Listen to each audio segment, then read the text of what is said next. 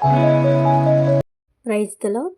ఈరోజు దేవుని వాగ్దానము 1 దినవృత్తాంతములు గ్రంథము 16వ అధ్యాయం 29వ వచనం.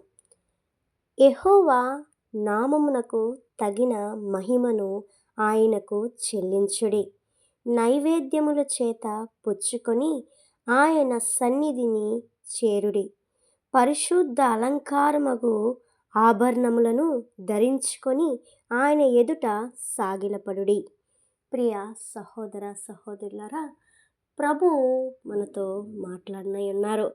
ఇక్కడ మనం చూసినట్లయితే ప్రభు ఇక్కడ మనతో చెబుతున్న మాటలు ఏమిటంటే, ప్రభువుకి ఎలా మనం స్తుతులు చెల్లించాలి, మనం ఎలాగ దేవుడిలో నిలవాలి అని దేవుడు కోరుకుంటున్నారు అని ప్రభు స్పష్టంగా మనతో తెలియజేస్తూ ఉన్నారు.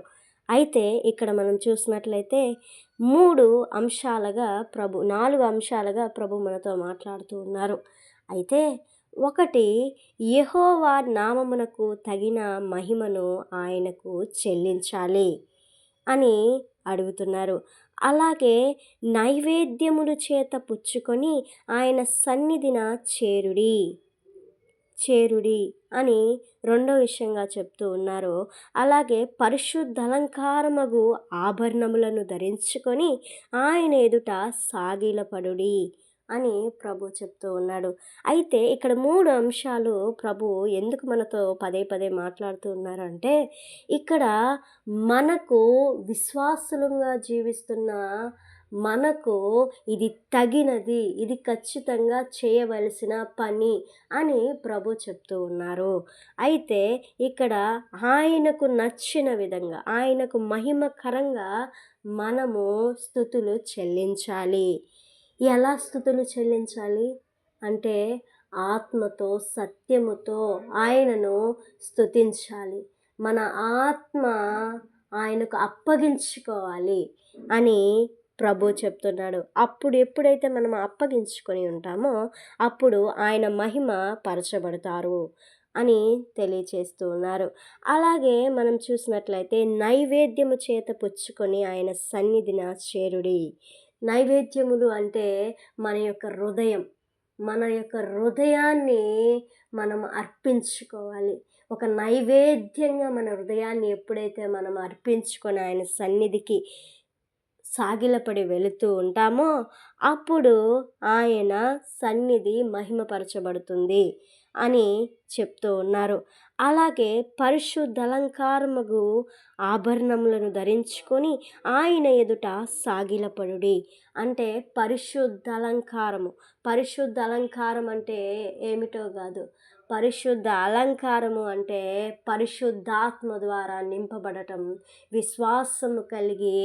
విశ్వాసం అనే ఆభరణములను ధరించుకొని ఆయన సన్నిధికి వెళ్ళి మోకాళ్ళతో సాగిలపడి ప్రార్థించడం అని ప్రభు చెప్తూ ఉన్నాడు. అయితే ఇది అంతా దేవుణ్ణి మహింపరిచే క్రమం. ఈ దినములలో, ఈ యొక్క గడియలలో ఎవరైతే బిడ్డలు ఇలాగ మహిమపరుస్తూ ఉన్నారో వాళ్ళందరికీ దేవుడు ఉన్నతమైన స్థానములో ఆశీర్వదించి ఉన్నారు. అయితే నా జీవితం కూడా ఆశీర్వదింపబడాలి అంటే, నా జీవితం కూడా దేవునికి నమ్మకంగా ఉండాలి అంటే మనము ప్రభుని మహిమపరిచే విధంగా జీవించాలి అని ప్రభు అడుగుతూ ఉన్నాడు. మనం ఒక్కొక్కటి పరీక్షించుకోవాలి. దేవుడు నా ద్వారా మహిమపడుతున్నారా, దుఃఖపడుతున్నారా అని. అయితే చాలాసార్లు వస్తాయి, దుఃఖములు వస్తాయి, వేదనలు వస్తాయి. కానీ ఆ దుఃఖములో, వేదనలో ఎప్పుడైతే మనం దేవుణ్ణి సంతోషకరంగా, ఆనందకరంగా మహిమపరుస్తూ ఉంటామో అప్పుడు ఉన్నతమైన స్థానములో ప్రభు మనల్ని ఉంచబోతూ ఉన్నాడు. గనుక ఈ దినమున ఇప్పుడు నుంచి ప్రభువుని మహిమ ఎలా పరచాలి అని మనము నేర్చుకున్నాము. గనుక ఈ విధంగా దేవుని మహిమపరిచినట్లయితే, దేవుణ్ణి స్తుతించినట్లయితే ఆయన మనకి ఎన్నో మేలులను దేవుడు దయచేయబోతూ ఉన్నాడు.